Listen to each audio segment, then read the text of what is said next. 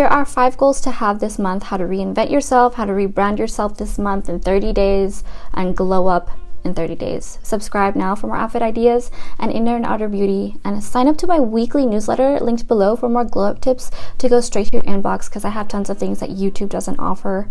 So sign up there. Number 1 is use what you have and create less waste.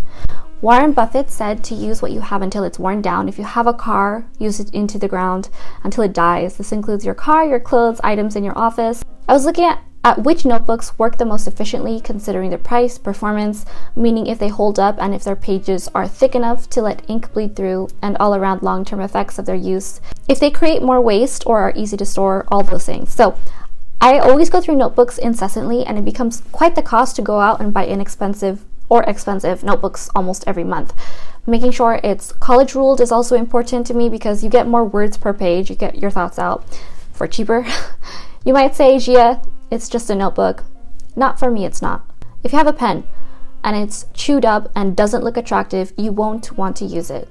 Also, caring about the smallest, cheapest things and details show you how you will care about the big things that are important and your attention to all the details in them. It's important to do things conscientiously in a way that is both effective and efficient. I think about everything and its long-term effects. If I know it's going to cost, I ask if it's performance effective. If it's performance effective, I ask if it's cost effective, so vice versa. I also was really tempted last night to purchase new clothes, but realized I have a lot of other similar items I was wanting to buy to add to my capsule wardrobe. But the styles I already have are similar and are things I still haven't used yet. This means that I will be adding more to my closet, taking away space, and space to think, space to make more money, space for peace. And that was a gross feeling, so I took a breath and appreciated what I do have. I have so much clothes and realize I have easily over 200 dresses I need to get rid of, and I'm posting them on Poshmark. It's going to be linked below, but this is too much. It's disgusting. Number 2 is to be more humble. Just have more humility in general. That's why I have clothes back here, by the way. So I was in an argument with someone. It was actually a fight. Like, an argument is when someone has a point and then backs their statement up with reasoning, whether it be facts or anecdotal evidence.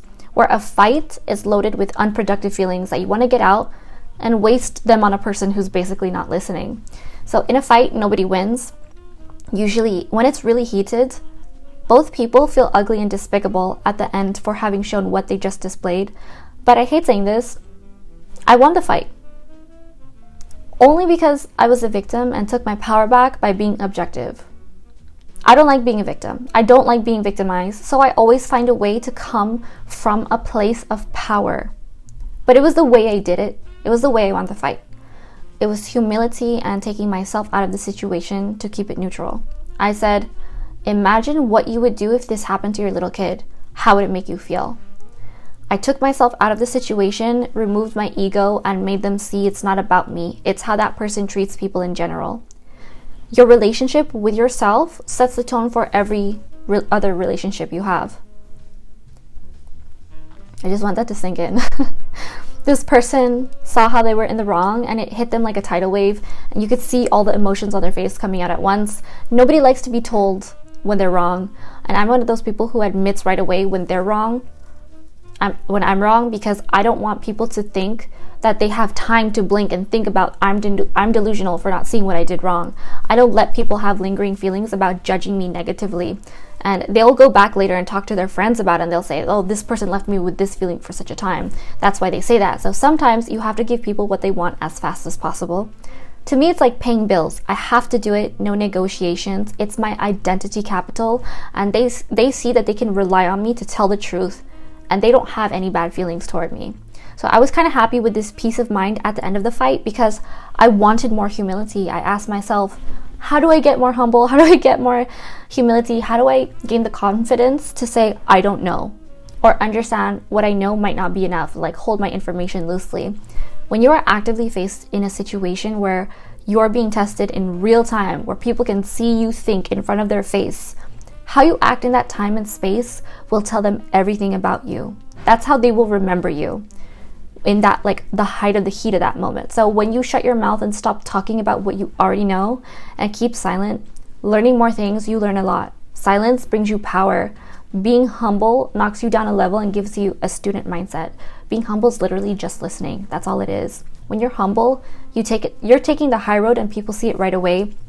And if they have compunction or guilt or any sense, they'll realize whatever they're emitting in whatever they're emitting is the incorrect course of action.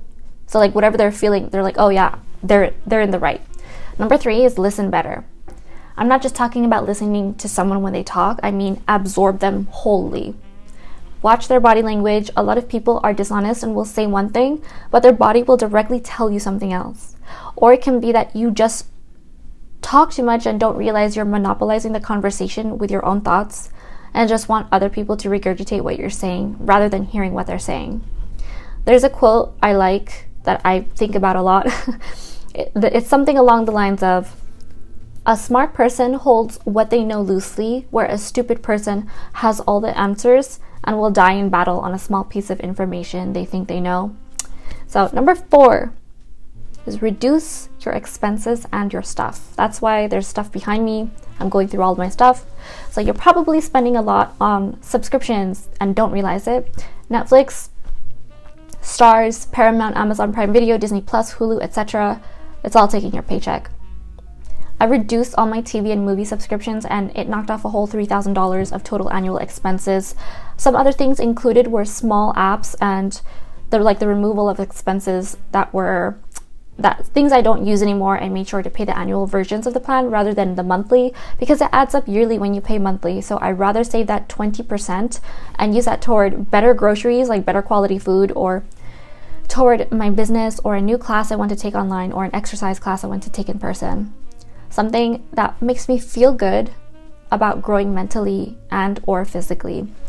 Just remember, all the small things truly add up when it comes to your expenses, and that's how they get you to hand over your paycheck and feel like a slave to situations you can simply avoid. Expenses can also be on the mind, and I'm taking inventory, talking about the things you already have around the home. I have too much stuff right now. If you look around your home, all the items that you have are time and effort spent. They are the effort you put into your job to buy things you have. So I don't look at a framed artwork on my wall and think, this is nice. I remember the hours I sketched, mastering the technique with this certain type of paint. I drove 2 hours to buy this particular frame in this size, searched online for an hour or looking for the right material frame and size that could fit in the wall with the space and coloring adding to the art, and all the money I spent to put this together. Gas, money, supplies, paintbrushes, mat boards, sketch materials, whatever it is, time taken away from paid work to assemble this and hang it up. Some of us have too much stuff. It weighs on my mind when I have a bunch of stuff, just clutter. When my husband asked me for a government form that I should have on file, but I can't find it because I'm digging through all of this other stuff to look for it. It's stuff I don't use and hopefully plan to use in the future. What am I going to use it for?